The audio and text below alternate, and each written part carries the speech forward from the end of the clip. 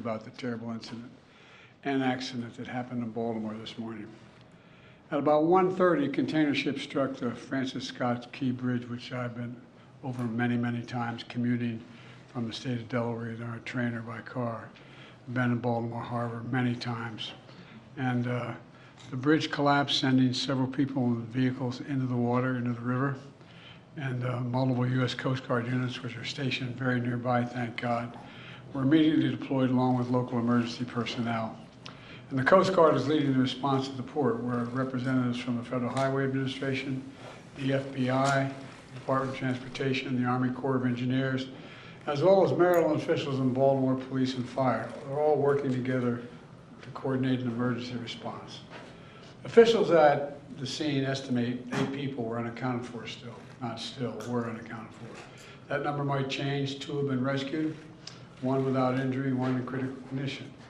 And the search and rescue operation is continuing for all those remaining as we speak. I spoke with Governor Moore this morning, as well as the Mayor of Baltimore, the county executive, both United States senators and the congressman. And my Secretary of Transportation is on the scene. I told them we're going to send all the federal resources they need as we respond to this emergency. And I mean all the federal resources. And we're going to rebuild that port together. Everything so far indicates that this was a terrible accident. At this time, we have no other indication, no other reason to believe there's any intentional act here. Personnel on board the ship were able to alert the Maryland Department of Transportation that they had lost control of their vessel, as you all know and reported. As a result, local authorities were able to close the bridge to traffic before the bridge was struck, which undoubtedly saved lives.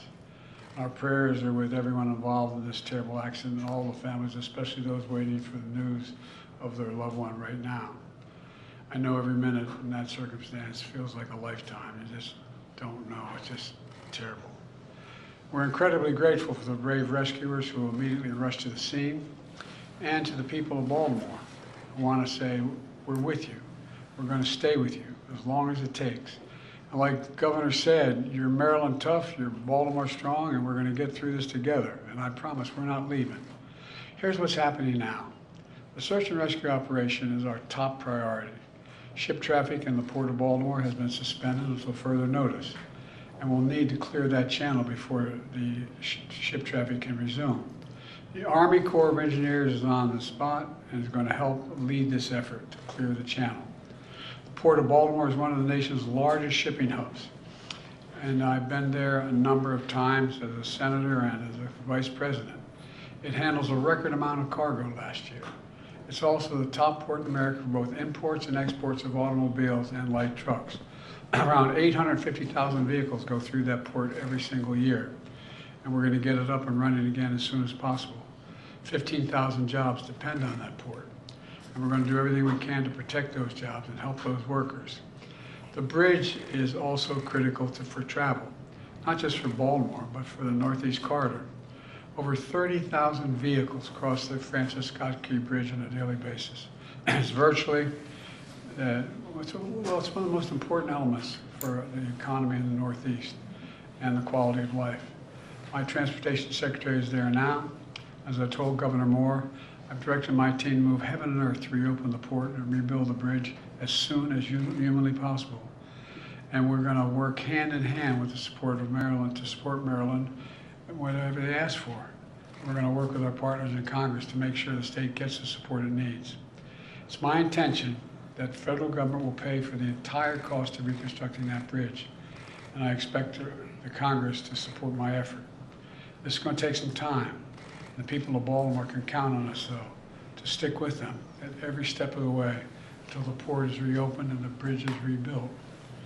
You know, we're not leaving until this job gets done. Not leaving until then. So I just want to say God bless everybody who got everyone harmed this morning and their families. And may God bless the first responders, many of whom risked their lives.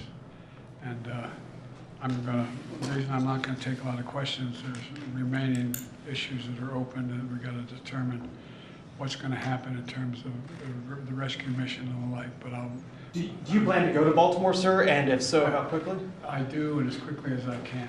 You said the federal government's also going to pay for the repairs. I'm just curious, this was a ship that appears to be at fault. Is there any reason to believe that the company behind the ship should be held responsible? And then also, you That mentioned could be, but we're not going to wait for that to happen. We're going to pay for it to get the bridge rebuilt and opened. What did you make of Mr. Israel's President. decision not to attend this meeting this week?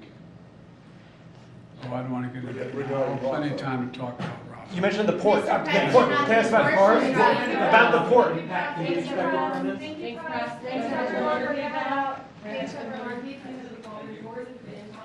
right, thanks everyone. Thank you. Thank you. All right. No problem.